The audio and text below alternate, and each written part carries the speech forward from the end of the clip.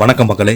இந்த வீடியோவில் நம்ம என்ன செய்தி பார்க்க போகிறோம்னா, 3 இடத்துல அடைப்பு, ஆப்ரேஷன் வேண்டாம் என மறுத்தான், கடைசியில் போயிட்டானே மனோஜ், கதறி எழுத பாரதி ராஜாவுடைய தம்பி. இணையதளத்தில் வைரலாகும் அவருடைய பேட்டி. வாங்க என்ன தகவல் என்ன செய்தின்னு இந்த வீடியோவில் விரிவாக பார்க்கலாம். அதுக்கு முன்னாடி நம்ம சேனலை சப்ஸ்கிரைப் பண்ணாதவங்களாம் சப்ஸ்கிரைப் பண்ணிக்கோங்க. பெல் பட்டன்ஸ் மூலமைக்கு நம்ம சேனலோட நோட்டிஃபிகேஷனை எனபிள் பண்ணிக்கோங்க. நாங்கள் போடுற வீடியோ எல்லாமே உங்களுக்கு உடனுக்குடனே வந்து சேரும். வாங்க என்ன தகவல்னு இந்த வீடியோவில் விரிவாக பார்க்கலாம். பாரதி ராஜாவுடைய மகன் மனோஜ் பாரதி ராஜா மாரடைப்பின் காரணமாக காலமாகி போயிருந்தார். அவருக்கு அண்மையில் பைபாஸ் சர்ஜரி செய்து வீட்டில் ஓய்வு எடுத்து வந்ததாக மனோஜ் பாரதி ராஜா திடீரென உயிரிழந்து போனார். அவருடைய உடல் ஊர்வலமாக எடுத்து செல்லப்பட்டு பெசன்ட் நகரில் மின்மயானத்தில் தகனம் செய்யப்பட்டது. மனோஜுடைய மரணத்தை தாங்கிக் கொள்ள முடியாத பாரதி ராஜாவின் சகோதரரான ஜெயராஜ் மனோஜ் குறித்து கதறி எழுதபடி பேட்டி கொடுத்திருக்கிறாரு. பாரதி ராஜாவின் மகனான மனோஜ் தனது தந்தை போல சினிமாவில் ஒரு நிலையான இடத்தை பிடிக்க வேண்டும் என ஆசைப்பட்டார்.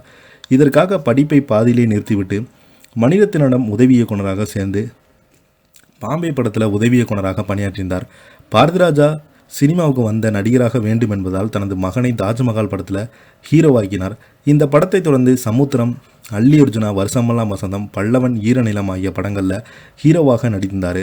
கடந்த ஆண்டு தந்தையை வைத்து மார்கழி திங்கள் என்ற படத்தை இயக்கி மனோஜிற்கு ஏற்கனவே 2 சிறுநீரகம் செயலிழந்ததாக சொல்லப்படுகிறது. அதோடு அவருக்கு மாரடைப்பு ஏற்பட கடந்த மாதம் அவருக்கு அறுவை சிகிச்சை செய்யப்பட்டு வீட்டில் ஓய்வு எடுத்து வந்த நிலையில் மனோஜ் அவர்கள் திடீரென உயிரிழந்து போயிருக்கிறார்.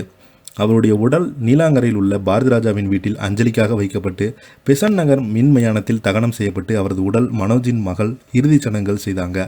இந்த நிலையில் மனோஜுடைய சித்தப்பா பாரதி ராஜாவின் சகோதரமான ஜெயராஜ் அளித்த பேட்டியில் மனோஜுக்கு இதயத்தில் 2-3 அடைப்பு இருந்தது. இதற்காக தனியார் மருத்துவமனையில் அறுவை சிகிச்சை செய்ய ஏற்பாடு செய்தோம். ஆனால் மனோஜுக்கு எந்த ஆப்ரேஷனும் வேண்டாம் என சொன்னாங்க. நாங்கள் தான் மகள்கள் இருக்காங்க என்று எடுத்து சொல்லி பைபாஸ் சர்ஜரி பண்ண வைத்தோம். ஆப்ரேஷனுக்கு பின்பு எல்லாம் சரியாகிவிடும் என்று தான் நாங்கள் மருத்துவரிடம் சொன்னாங்க. ஆனால் அன்று மாலை பப்பாளி படம் சாப்பிட்டார். பின்பு டீ வேண்டும் என்று கேட்க மருமகள் டீ போட்டு கொடுத்தாங்க. அப்போது எனக்கு என்னமோ பண்ணது ஒன்று சொல்லியபடி உயிரை விட்டார். எங்களுக்கு ஒன்றுமே புரியலை. நன்றாக அனைவரிடம் பேசி கொண்டிருந்தான். காலையில் அப்பாவிடம் பேசி கொண்டிருந்தான். அவங்க தேனி போக வேண்டும் என்று சொல்லியிருக்காங்க. நாளைக்கு நீங்கள் போங்க, நான் 2 நாள் கழித்து வரைகிறேன் என்று நன்றாக பேசிக்கொண்டு திடீரென என்னாச்சுனே ஒன்றுமே புரியலை. ஒரே மர்மமாக இருக்கிறது. ஒருவேளை மனோஜுக்கும் வேறு ஏதாவது பிரச்சனை இருந்தது, எங்களுக்கு தெரிந்தால் வருத்தப்படுவோம் என நினைத்து மறைத்து விட்டாரா என்ற சந்தேகம் கூட வருகிறது.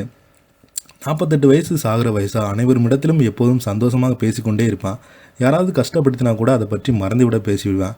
கடைசியில் இப்படி போயிட்டானே என கதறி அழுதபடி ஜெயராஜ் அந்த பேட்டியில் பேசியிருக்கிறாரு. இதை பற்றி நீங்கள் என்ன நிற்க உள்ள கமெண்ட் பாக்ஸில் மறக்காமல் பதிவிடுங்க. இந்த வீடியோ உங்களுக்கு பிடிச்சிருந்தால் லைக் பண்ணுங்கள், ஷேர் பண்ணுங்கள், கமெண்ட் பண்ணுங்கள். அப்போ தான் நாங்கள் போடுற வீடியோ எல்லாமே உங்களுக்கு உடனுக்குடனே வந்து சேரும். நன்றி, வணக்கம்.